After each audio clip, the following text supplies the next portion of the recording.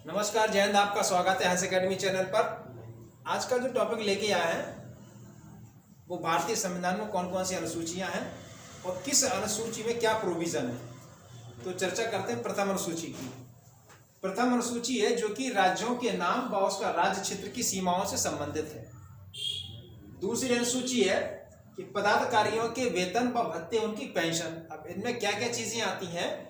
पदाधिकारियों के वेतन, भत्ते और पेंशन में जैसे कि भारत का राष्ट्रपति है, ठीक, जो मतलब कि राज्यों के राज्यपाल हैं, लोकसभा और राज्य की विधानसभा का अध्यक्ष उपाध्यक्ष है, राज्यसभा व विधान परिषदों के सभापति उपसभापति हैं। इसके बाद सुप्रीम कोर्ट, हाई कोर्ट के न्यायाधीश हैं, कैग है।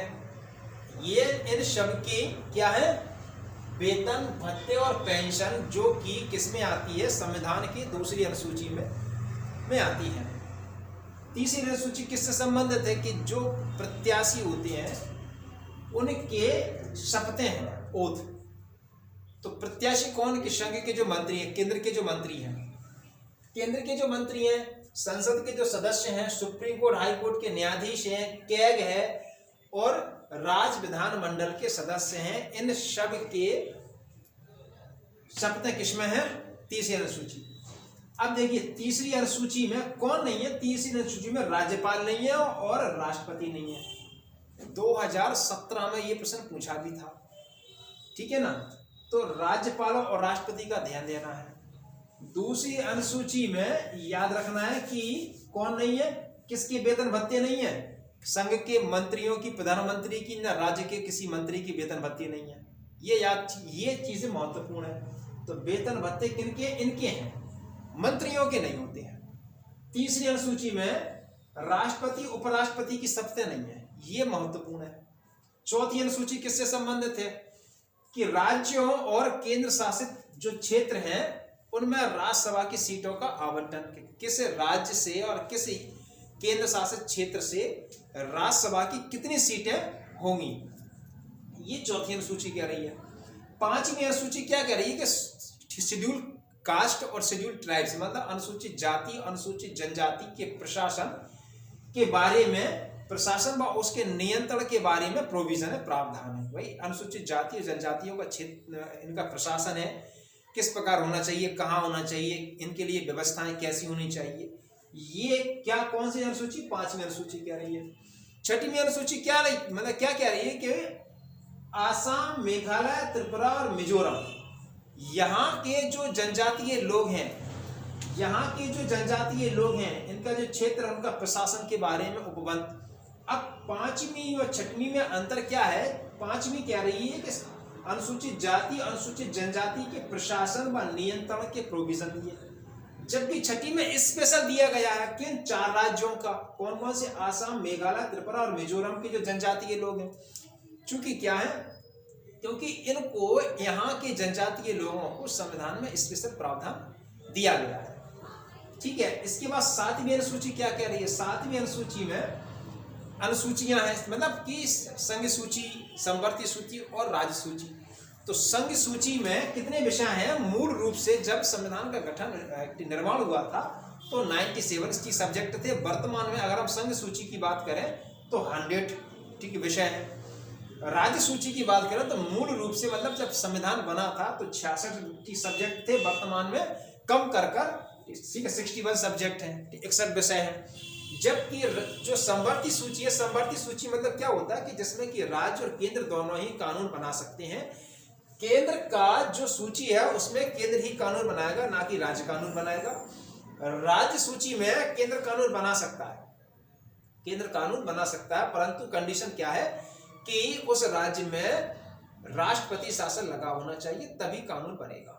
समवर्ती में दोनों लोग ही कानून बनाते हैं, राज्य की सरकार भी बना सकती है, केंद्र सरकार भी बना सकती है। तो समवर्ती सूची में मूल रूप से 47 सब्जेक्ट थे, वर्तमान में इसमें 52 सब्जेक्ट शामिल किए गए हैं। तो ये ठीक है, इससे संबंधित थी।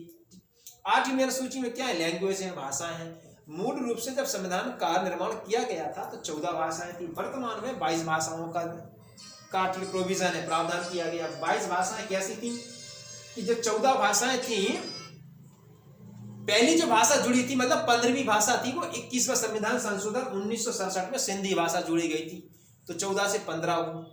इसके बाद फिर 71वां संविधान संशोधन किया गया था 1992 में, 92 में, तो 3 भाषाएं जोड़ी गई थी। कौन कौन सी? कोंकणी, मणिपुरी और नेपाली। तो 15, ठीक है, 15 और 3 18 हो गई हैं। इसके बाद फिर 92वां संविधान संशोधन 2003 में हुआ, और 92वां संविधान संशोधन के तहत बोडो, डोगरी, मैथिली, संथाली भाषा 4 भाषाओं को जोड़ी गई, तो 14 भाषाएं मूल संविधान में थी। इसके बाद फिर, ठीक है, आपकी सिंधी जुड़ी, ठीक है, तो 15 हुई। फिर 3 जुड़ी, कोंकणी, मणिपुरी, नेपाली, तो 15 3 18 हुई। फिर बोडो, डोगरी, मैथिली, संथाली जुड़ी, ठीक है, फिर 15 3 18 और 4 22 भाषाएं। वर्तमान में 22 भाषाओं का संविधान में वर्णन है। 9वीं अनुसूची में क्या है? भूमि सुधार और जमींदारी उन्मूलन से संबंधित कानून है। यह अनुसूची को 9वीं अनुसूची थी नहीं, क्योंकि मूल रूप से संविधान में 8 ही अनुसूचियां थी, 22 भाग थे, 395 अनुच्छेद थे, इसके बाद और 8 अनुसूचियां थी। इसके बाद 9वीं अनुसूची जो जुड़ी है, तो पहला संविधान संशोधन जो होता है 1951 में पंडित नेहरू के कार्यकाल में, उसमें 9वीं अनुसूची जुड़ी। और 9वीं अनुसूची को यह हुआ था कि यह न्यायिक समीक्षा के बाहर है, मतलब 9वीं अनुसूची में जो प्रावधान है उस पर सुप्रीम कोर्ट में चैलेंज नहीं किया जा सकता है। तो ये बात थोड़ी मतलब दयनीय थी, क्योंकि इसके पहले की कहानी बड़ी अद्भुत है। चाहे वो हमारा क्या कहते हैं गोपालन मामला 1967 का मामला हो, या सज्जन सिंह का मामला हो 1965 का मामला हो, ठीक है, इसके तहत ये क्या हुई थी, हमने चर्चा बताया अभी, ये प्रस्तावना में लैंड रिफॉर्म से संबंधित कानून बने थे, वो 9वीं अनुसूची में डाल दिए थे। अब 9वीं अनुसूची क्या है, जिस पर सुप्रीम कोर्ट में चैलेंज नहीं किया सकता, न्यायिक समीक्षा है ही नहीं इस पर। इसके बाद फिर केशवानंद भारती का केस आया 1973 में, तो इसके तहत ये कहा गया था कि भाई जो 9वीं अनुसूची है उस पर न्यायिक समीक्षा की जा सकती है, मतलब न्यायिक जो पुनर्विलोकन की शक्ति है वो दी गई है। तो 73वां संविधान संशोधन 1900 केशवानंद भारती केस में ये बताया गया था कि जो 9वीं अनुसूची है वो न्यायिक समीक्षा के तहत आएगी, मतलब जो 9वीं अनुसूची में विषय जोड़े जाएंगे, जो भी चीज डाली जाएगी, वो उस पर सुप्रीम कोर्ट क्या करेगा, न्यायिक समीक्षा करेगा। 10वीं अनुसूची आई है, 10वीं अनुसूची को ये थी नहीं, 52वां मतलब 52वां संविधान संशोधन हुआ था कब, 1985 में, इसके तहत इसको जोड़ा गया था 10वीं अनुसूची को। क्या था इसमें? 10वीं अनुसूची में था कि दल बदल संबंधित कानून था, कि कोई भी संसद सदस्य या राज्य विधानमंडल सदस्य किसी भी चिन्ह से जीता है, किसी पार्टी में शामिल हो गया, तो जिससे बड़ी समस्याएं आ रही थी। तो इसके लिए फिर 10वीं मतलब जो अनुसूची बनाई गई, और इसके बाद फिर 52वां संविधान संशोधन हुआ 1985 में, और दल बदल रोधी कानून इसमें बनाए गए हैं, ठीक है। 10वीं अनुसूची में 11वीं अनुसूची में क्या था भाई, पंचायतों की शक्तियां व जिम्मेदारियां, जो पंचायतें होती हैं, ग्राम पंचायतें होती हैं, उनकी क्या थी जिम्मेदारी, क्या क्या शक्तियां, क्या क्या कार्य, उनका उल्लेख है। इसमें 29 विषय है।